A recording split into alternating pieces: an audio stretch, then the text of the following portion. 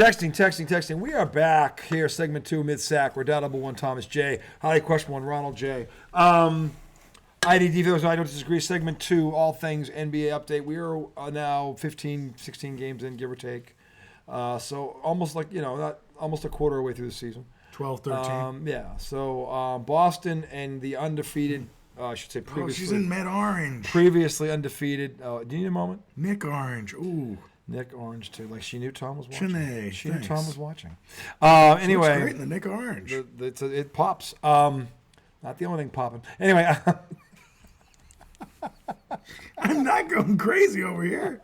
She looks great in the Nick Orange. I mean, I hope it's not Phoenix Orange. That's my only thing. No, that's Nick Orange. It could be Phoenix Orange. No, that's Nick Orange. Well, how many shades of orange are there? That is Nick Orange. Trying to tell him stuff. Could be. Looks like Phoenix Sun Orange, but you never know. Yeah, I can see. Yeah. Anyway, the sun's more yellow. So the Celtics and the previous undefeated Cavaliers went at it last night up in Beantown. Boston, for a half, looked like the world champs. And again, where my issue has always lied with them, the second half they came out in that third quarter, played no D, and kept chucking the three, even when they missed 6, 7, 8 in a row. And then they wonder why this team was down 21 and now they're down 6. Yeah. It's unbelievable how many times I've watched them do this. And I know he was thinking it. He was watching it at home. He knew what was happening. He probably was like, RJ is going to be like that little red dude on what's that animated movie, Inside Out. The little red dude who blows his stack and his hair is fire. Yeah. Like he's probably thinking that's RJ right about now. Because once again, actually, no, dude, I think I stopped watching it. Yeah, because you thought it was over. It's boring. Yeah, well, it didn't stay boring for long. But see, the tough part is like a lot of times they build these leads by chucking. But the thing is, it's not. That's not the problem. The problem is when the shooting goes south and you have the ability. This is the other problem. You have the ability to go to the basket at will, and you don't do it and keep shooting the three. That's the thing. Yeah. That's when. Anyone who is a purist like me and loves the game, that's where you pull your hair out. Yeah. You're like, why are you making this harder? You're making it harder than it has to be. And by the way, your opponent's gaining momentum. Yeah. It's a 2-part problem. You missed 3 in a row. Let's go to the bucket. Go to the basket. Let's go. Cut it there. If you missed 3 threes in a row, I don't care. Do you think that would make them better? I know that would make them better. Just that rule. I know that would make them better. And there are times when they've done it, and when they do it, they're fine. The teams don't make a run on it. And how many times did they miss 3 in a row at one point in the game? The first half, they didn't. Right. They were in the second half. They made 8 in the second half, but they missed. How many did they miss? They missed at one stretch. They missed 7 in a row. Right. Yeah, that's just silly. Like, how do you? You're not trying to get back in the game. And I know what Mazzulla says because he's gotten this question. Chris Washburn, by the way. Is the one who usually asks it. And his thing is they're good shots. They'll fall. Because a lot of times they're wide open because they move the ball so well. That's not the point. It's not that they're wide open. Here's the problem. They're wide open and they're missing them. If they're wide open and they're missing them, they're off. So how do you combat that? Go to the damn basket. Let me ask you a question, Joe Mazzulla. And I have grown to love you, okay? But let me ask you one question that I really want to, if you answer it. Like, what is the harm in you telling them, hey, next one? Yeah. What is the harm in you? What are you so afraid of? Right, have a sign. Yeah, where you next just one, throw something up. We're going to the basket. Knows we're fucking. We missed 3 in a row. The next one, rule of 3 or rule of 4. I don't care. I give you 5. But 7? 8? Some games it's been 8. It's been 9. It's been more than 7. We were watching one game last year where they missed like 10 in a row. We were going clang, clang, clang. I was like, Tom, he had a welding torch. He had a welding torch to play in this league here. Fucking ridiculous. I mean, they're still a great team. And people give me shit. Why are you so hard on them? Because it's bad basketball. You get away with it because you have so much talent, but every now and then you get caught. Like you got caught 3 times this year doing the same fucking thing. It's like you could set your watch by it. Come out, they missed their first 3 and the second team said they'll just keep shooting them. And they think that's how they stop the run. No, go to the basket, get an easy layup, get a 3-point play, foul it. God forbid you get fouled and go to the foul line. I mean, 14 foul shots last night too. That's the other problem. That's the double win. Yeah, and listen. Well, but that's a direct thing. The last time I checked, and I don't think I'd get much pushback on this. This would be one of those I don't disagree with that. I don't think there's anyone on the planet that can guard Tatum and Brown on the court together at the same time. You mean any team? There is any team that can defend those two on the court together. They can get whatever they want, wherever they want, whenever they want. And there's nothing anybody can do about it. Yeah. Okay? So if you have two guys like that. Can OG guard either one of them, like at all? Not even slow down a little bit? He could slow him down. Because he's strong. OD will make it tougher than most people will. But he's not stopping. Nobody. When they look, if they're both on their game, nobody's stopping them. But can he frustrate them? Can he get? Yeah, he can do that. He's good enough to do that. Not many guys are, but he is. Yeah. But again, this is where Tatum and Brown, if they continue to evolve, they'll just look at him and they'll figure out where am I better than him, and they'll exploit that. Yeah. Because they have the game to do it. Yeah. Most guys don't. Or they just go, oh, OG's on Jalen. All right, let's give it to Tatum. OG's on Tatum. Which is the other problem. I mean, you might have one person that can do something. That's the other problem is that he can't. Yeah, no team has two guys that can even scare them. Yeah. Okay. Again, I don't think he can stop either one of them. He can just make them work. Right, he can make them work, and he would. That's the type of defender he is. He's good. You're going to work regardless. There would still be times where they blew by him and dunked on him. And there'd be times when he might strip the ball or force them into a travel. Because he will make them work. But eventually, he's longer than he looks. He is long. He's got a long wingspan. And he's quick. Because he's always poking the ball loose from people. And it's like, did you not realize he could reach that? What people don't, and I'll let you behind the curtain on this because I don't play ball anymore. I can't. But the key to being a great defensive player is knowing you're down. I call it down in distance. It's not really down in distance. But what it is it's when you're down in your defensive stance, the distance between you and your opponent. And based on the quickness advantage, you're either closer or you're far away, but you're using your arm to compensate that. A great defensive player, they always got a hand right under the guy's chin.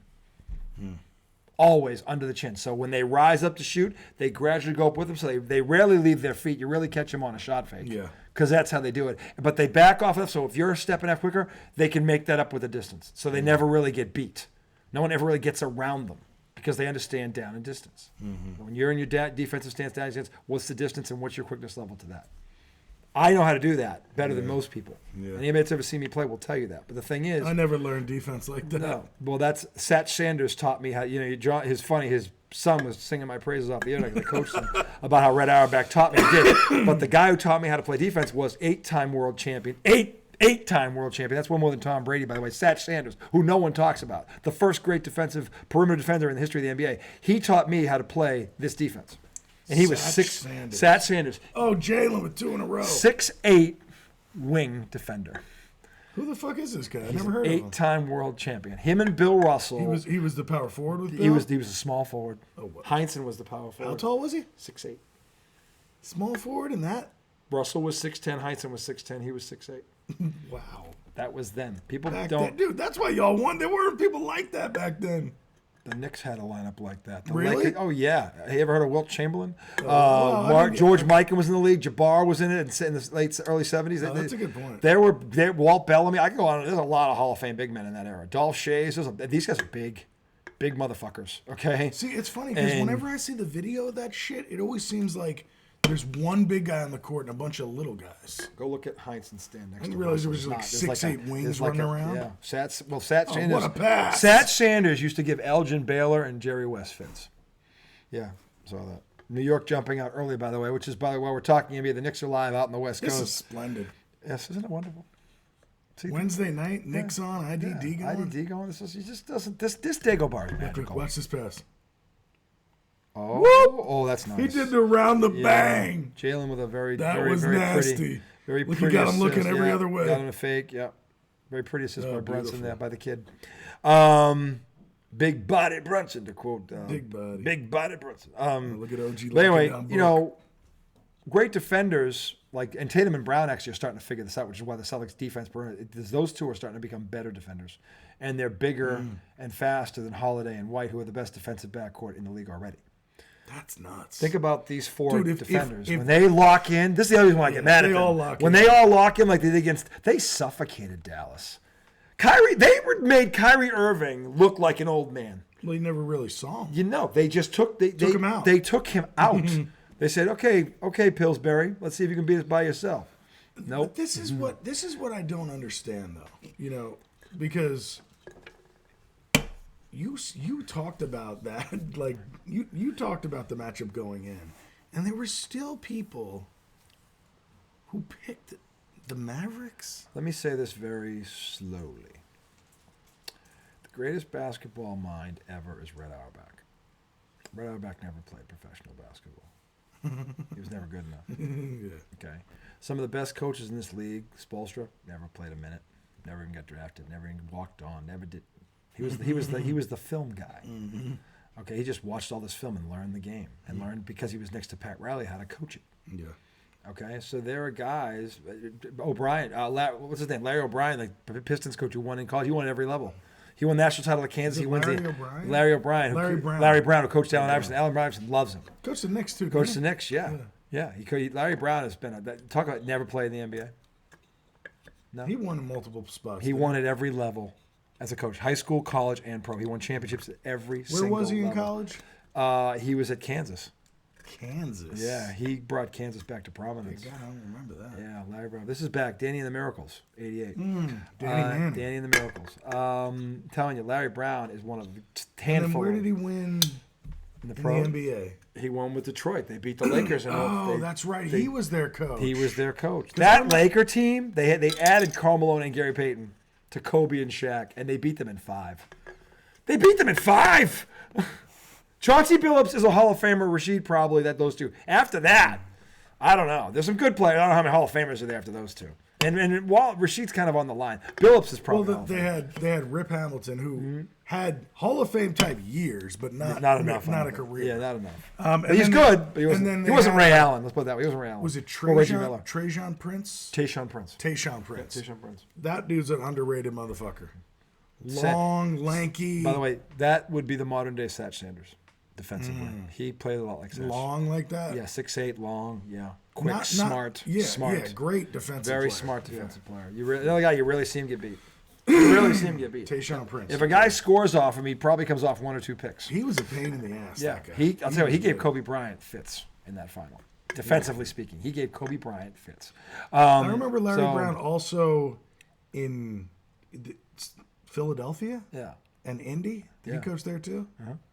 He was around a while. So, when you say that, well, you said this. Why did all these pros do? The guys you're talking about have one thing in common that they have. There's one thing I have that they don't. I was coached. Red Auerbach taught me how to play. They've never met the man. They never fucking met the man. Okay, they know who he is. They know he used to light up cigars on the sideline during talking about arrogance. Red Auerbach was the definition of arrogance, and he would back it up. He backed it up. Okay, he broke the mold. Red Auerbach was the first. They were the first all-black starting lineup in all of the sports. They were the Boston Celtics were first black all-starting 5, first black head coach. Red Auerbach promoted Bill Russell to head coach. Red Auerbach was light years ahead. I said Red Auerbach had a plan for Michael Jordan. Their names were Reggie Lewis and Len Bias. If those two didn't die, I doubt very much there'd be a Michael Jordan. And if you doubt that, go roll the tape and talk to Mike. Red Auerbach had a plan for Michael Jordan, and it would have worked if they didn't both die. And trust me, talk to Mike Krzyzewski. You think I'm off my rocker on that? I'm not. So he taught me. Okay, Bill Russell's the one who taught me, and I listened to this man's defensive lectures about fast break. That fast break drill that you watch me do with the kids, I learned that from Bill Russell about the rebound. He would talk about how he would do this, and Kuzi would be the second best. And every highlight you see is Kuzi in the middle of the floor, fucking doing all this shit. But you don't see the first part of it where Russell goes boom, boom, and boom, it goes. The ball doesn't hit the floor against the half court. So Russell gets the rebound, and kicks out one guy, and then the next pass is to Kuzi, and they go. So Kuzi crosses into the center? Crosses in the center, always, wherever the side was. So it's like the 3-man weave? Kind of. Okay. But whoever it's not always the same. Like Russell would whoever gets the rebound, the first pass goes up, out. And it depends on where you are. Like, it could be anybody. Yeah. It's just but the defenses were so afraid of it, they would just start running back, and they still would move the ball fast enough to get into the open floor. And Red Auerbach taught that fast break offense. Russell showed it to me. I was in a drill where he was teaching it. These are the guys that taught me how to play basketball. So, every now and then I'll say something about basketball, and he'll kind of give me this look, like, where the fuck are you getting that from? And then I'll go look it up or something, and I'll realize, oh, shit. Oh. These are the guys who taught me how to play. So I usually don't have to look it up. I realize it's a gem. But this is what I'm teaching our kids. If they listen and take to it and work on it, who the hell knows? But it worked for me like a motherfucker. Okay, my brother Pete will tell you about it. But the thing is, the Celtics, Mazzulla, he's a heck of a coach. He didn't play in the NBA. Okay, so there are guys like this. It's all about and again, Magic Johnson's still the best point guard I've ever seen. He's one of the worst coaches I've ever seen. So there's more than enough examples to go around here. Where did he coach? He coached the Lakers. He did. Oh, he didn't last. He didn't last 2 months. Was it as bad as his late night show? Because that one was rough. It was on for like 5 minutes.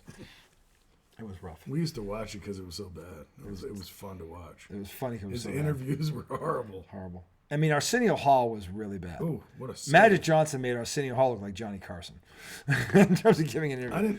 I didn't. Arsenio Hall was funny. It was good. No.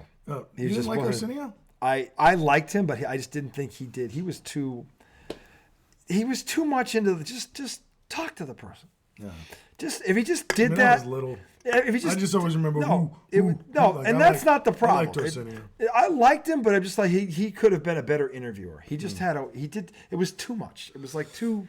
It was too much like trying to. It was too much trying to kiss their ass. It was disgusting. Now you're the greatest thing. A lot of people do that. You're the greatest thing since sliced bread. Wouldn't you say so? I know I would. It's just like what the fuck is this? Like, oh my God.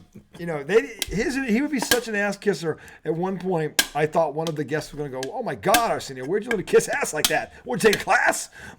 I thought at one point, I forget who it was, but he gave him a look like, "All right, you don't need to kiss my ass this much." It was just like. How did we get on Arsenio? We were talking about Magic. And you veered us off the rails about his show when I said he was a terrible coach. Aha! I remember. That's cool. So it's not often you that. No, I'm usually the one that gets lost. Yeah. I'm like, where are we here? How did we get impressive? Here? But anyway, no. But the thing is, like, these guys are the ones that, and this is where I get mad at Legler because Legler picked the Mavs too. That was terrible. But look, what the Celtics did last night was they hit him in the mouth. Like the champion would, and they thought they were either they're going to quit, like because Golden State quit last year, or we'll just shoot. And this is their mentality. It's why they get into trouble, and it's really the only way they lose. Yeah, it's kind of the same story every time they lose. They either get behind by a little and they just start chucking threes, thinking they'll shoot their way back. It's supposed to go in the basket, or they'll get ahead by a lot, and they're just all right. This is over. And they'll just keep chucking, and he makes a run. It's almost like they don't even notice the run is happening. And then finally someone goes, "Hey, you're only up 4." And they start playing defense again. Like they totally forget what's going on. It's like, that's what it looks like. I'm not saying that's what's happening, but that's what it looks like. And it drives you up a wall.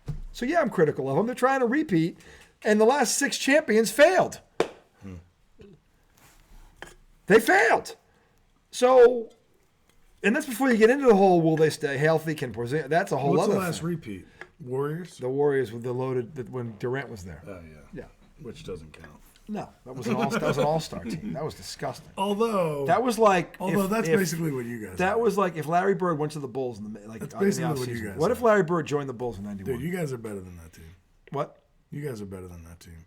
With Brown and Tatum. Tatum kicked Durant's ass. Tatum kicks Durant's ass. Like, but that's what I'm saying. Durant wants nothing to do with Jason. So you can't hate on it that much because you guys have a better. Yeah, team. but we drafted them. Not Porzingis. Not Derek White. We traded for White. White came off White wasn't a league MVP coming off of a true. fucking. Derek White was on a losing team. What the hell are you talking about? I mean, Holiday was traded from Milwaukee to freaking Portland for Damian Lillard. Right, but that was luck. But you didn't draft them. That's all I was saying. Well, we added pieces, but we were in the finals before we had them. Remember? 2 years before. We lost in 6. We gave when you had Smart. Yeah, we gave it away with all the turnovers. Yeah. We were the better team then, before all this shit happened. So why am I critical of them? Because they're their own worst enemy. The only way to beat the Celtics is for the Celtics to fuck up. If the Celtics play the game the right way, you can't beat them in a 7-game series if they're healthy. But the thing is, they fucked up, and they continue to fuck up. They're human, so they will not be perfect. Look, and if they slip up, somebody could get them. Yeah.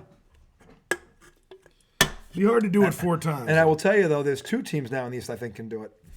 The Knicks and Cleveland. I think they could both get them if they fuck up. Yeah. They could both beat them 4 times if they fuck up. Nobody else should be able to. No, but I thought it was just the Knicks. I'm very convinced, and I was watching. The thing is, I knew this before they played. Okay, I kept saying that this team is the best team in basketball right now. And by the way, after last night, I still think they're the best team in basketball. The Celtics just got them at home, and they had won 14 in a row. You know how hard it is to win 14 in a row? Give me a fucking break. Never mind, they were 15-0. I mean, come on. So Boston caught them on a night and Boston wasn't playing very well. And they got embarrassed. By the way, Boston also embarrassed themselves the last time at home against Atlanta. Who was missing their best player. Yeah, Boston had 20 turnovers. Last time they had 20 turnovers was Game 6 of the Finals against Golden State. Wow. And some guy named Dyson Daniels, who averages 12 a game, had 28. So they were playing no defense. None. When a guy averages 12, gets 28, and you have the defensive players the Celtics have, and they were on the floor, you're not playing defense. Yeah. It's that fucking simple. You're not taking them seriously. So they embarrassed themselves. That was the other thing. So Boston came in kind of mad. And these guys have won. All right, we'll see. And all that came out of last night was the Cavs should be we can beat these fucking guys. Because they'll fuck it up anyway. So, Darius Garland, who he says always wets himself in big games. Well, what if the day comes when he doesn't wet himself? Because eventually that will stop happening. He didn't wet himself against the Knicks, and they beat the Knicks. Oh. He was the reason. Yeah. In the playoffs, when they played him a couple years ago, the games he didn't wet himself, the Cavs won. Mm-hmm. But when he wet himself, the Knicks win. Yeah. Now, to be clear, look, Jason Tatum is playing MVP basketball right now. I mean, last night, 33, 12, and 7. He was the best player on the floor. It wasn't even close. And by the way, anyone who doesn't think Donovan Mitchell isn't a stud doesn't know him about basketball. He's a tough motherfucker. You may not like him, but that motherfucker can play. And he backs down from no one. No one. He's like a smaller version. He's not tall either. He's a smaller. To me, he reminds me a lot of Jaylen Brown. He's a smaller version of Jaylen Brown. Yeah. What's his height? 6'3"? He's 6'3", I think 6'2", 6'3". 6'2". Yeah, but he's strong. Like he's 6'5". He looks like a fucking fullback. Yeah, he's built. He is strong. I think he could carry the rock. I think he could. I think he'd be a heck of a running back. I do. Yeah. Yeah. Yeah. I agree with that. He's all athlete, and he's not afraid to use it, and he's tough. Yeah. So believe me, it is no tough. It is no fluke. The Cavs look this good. He's a likable star. I feel like he is a likable star. And that coach, by the way, this is the one that Durant and Crimey and that loser Harden got rid of. Woo! How much egg is on your face right now, boys? Because this guy. Remember now, everybody forgets the year before Brooklyn came in, or Durant came in and wanted to do his dream team. He was changing the culture there. He took them to the playoffs with a bunch of nobodies. Mm-hmm. So this guy's a proven winner. And isn't that when the Nets had like Brook Lopez and shit? They didn't have a lot of. I can't remember who else. They had okay talent. Like you could see them making. They were like a tough team. Like best case scenario, they would make the playoffs, but they weren't. They weren't playing that way before he got there. Mm-hmm. They were awful. Yeah. He got there and changed it in 1 year, and he didn't. They didn't change the roster very much either. Yeah. So that just makes Durant, Crimey, and Harden look even bigger losers. Yeah. Because I'll tell you right now, he would have been good for them if they'd listened to him. Yeah. So, but this Cleveland team has bought into him. Well, and because last year they had J.B. Bickerstaff. Yeah. And man, was as bad as his father. Whiny as hell. Yeah, his father's not. Dude, his father gets way too much credit. When they played the Knicks in the playoffs, I was like, this guy is one of the biggest fucking whiners I've ever seen in my life. Yeah, he's kind of a. And now where is he? He's somewhere else that stinks this year. No. I'm dead serious. Everywhere he goes, it stinks. Where is he? The stench has moved from. Well, I mean, to be you can clear, smell it from here. To be clear, Cleveland didn't stink when he was there. But they weren't tough. They weren't tough. Now it seems like they might be getting some toughness. Yeah. Let me see. J.B. Bickerstaff. Yeah, it should tell you where he currently is if he's anywhere. He's at Detroit. Oh God. He took over for another whiner. Well, you know what? Monty Williams. You know what though? If the playoffs start today, Detroit's in the 7th spot. Seriously? Yeah. Do they have a winning record? No, they're 7-8. Well, half the league is 7-8. Not really. It's just the Eastern Conference. Oh, just the Eastern Conference? Yeah, after 5, it's all below. The West, like 9 teams are over 500. Yeah.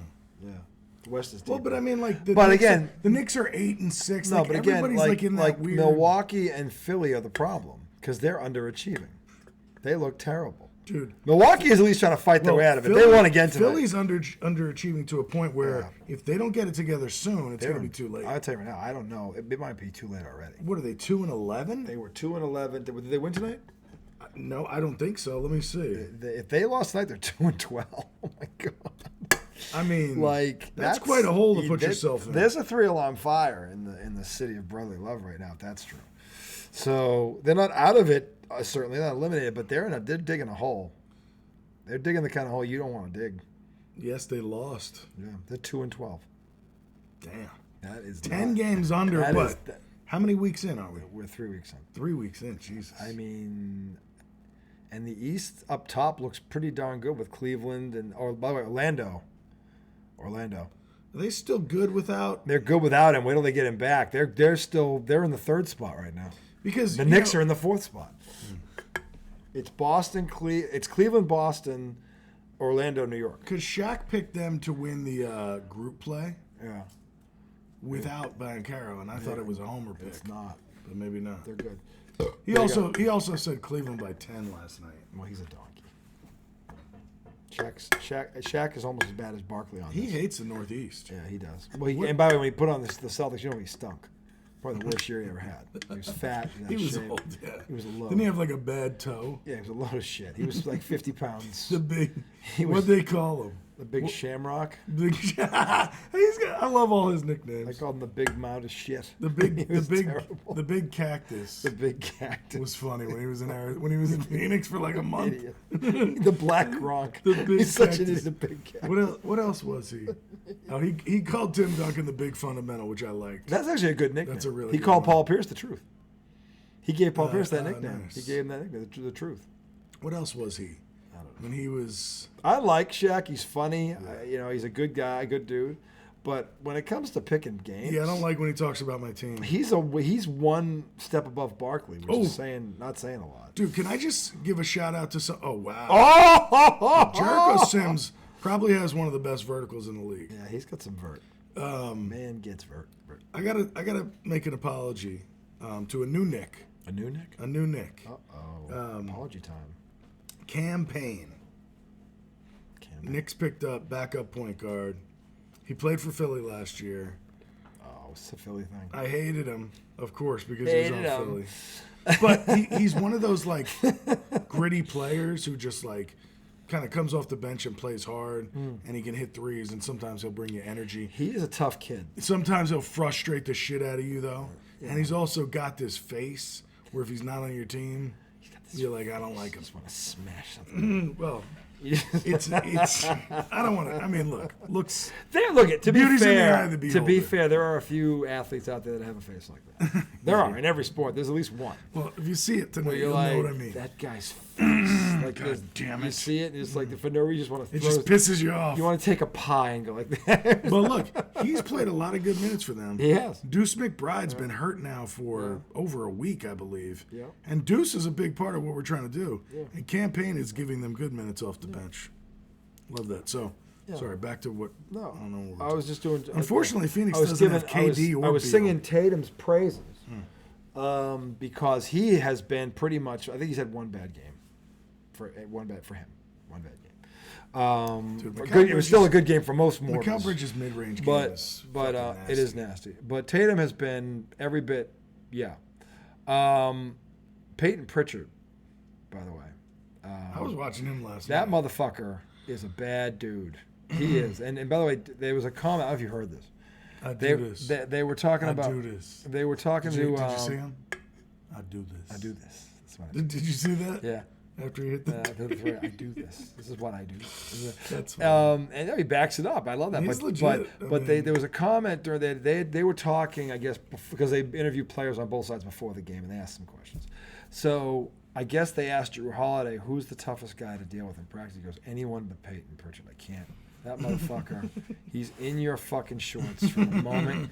He is so intense. He's like, and by the way, that's the kind of dude you want on your team. He does that in practice? He's like, he plays 100 miles an hour all the time. That motherfucker doesn't know what it means to take a break.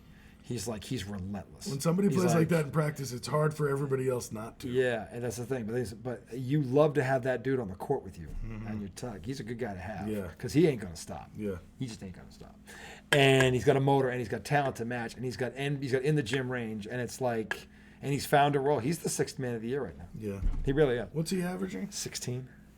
What's he like with rebounds and assists? Well, he's small. He averages like 3 assists and like 1 or 2 rebounds. Okay. but he's not a big guy. Yeah, I mean, he stays out of it. But defensively, he's legit. He's a pit bull. Yeah. He's just another one. And Holiday, when he made that comment last playoffs about, well, even the white guys play defense here, he was talking about Peyton Pritchard. That's who he was talking about. He's like, it's funny because a prick. You know, I've always just thought I never thought he was that good. I thought you just liked him because he was a white guy on the Celtics bench. I'm just being honest, okay? But every time I watch him, I'm like, nah, he's a legitimate player. Yeah, he is. You know, he is. I was wrong. Being white's just a bonus. I mean, no, because there aren't a lot of American white players in this league that are good. I know. A lot of it's over from Europe, and it's nice to see the white American basketball player back.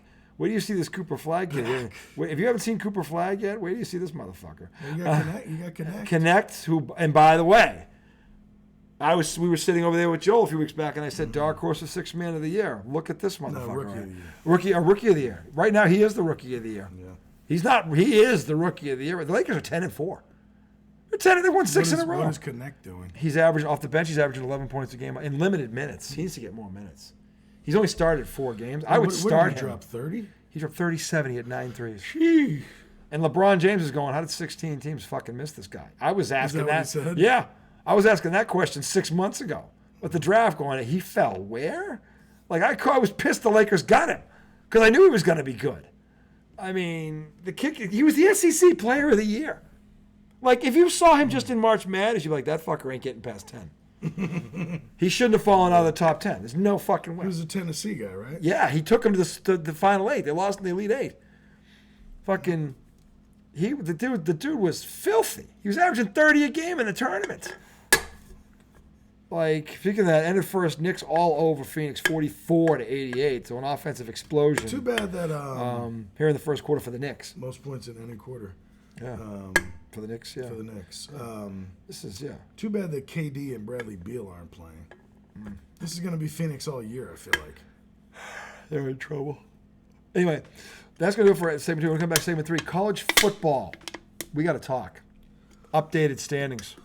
And what's Colorado's chances? Tell me. And by the way, Indiana, Ohio, talk about the game. You guys talk about the games this weekend. Holy shit. Number 5, Indiana. Number 2, Ohio State. What time is that one? At noon. High noon. I want to watch that game. High noon. Dude, you and Law Dog. You and Law Dog. Law Dog. I just said Law Doog. We almost made it. Look, you and Law Dog, Law Dog actually brought me around on Indiana because I was just like, why the fuck should I care about Indiana? They've been and then, racing people. Well, but then Lawton was like, well, that's the JMU coach. And I was like, hang on a second. We have a local tie. Yes, we do. We have a local tie to that team. Yes, we do. And number 5, undefeated Indiana. that's pretty amazing. I don't remember. When is the last time Indiana was good? In football? Yeah.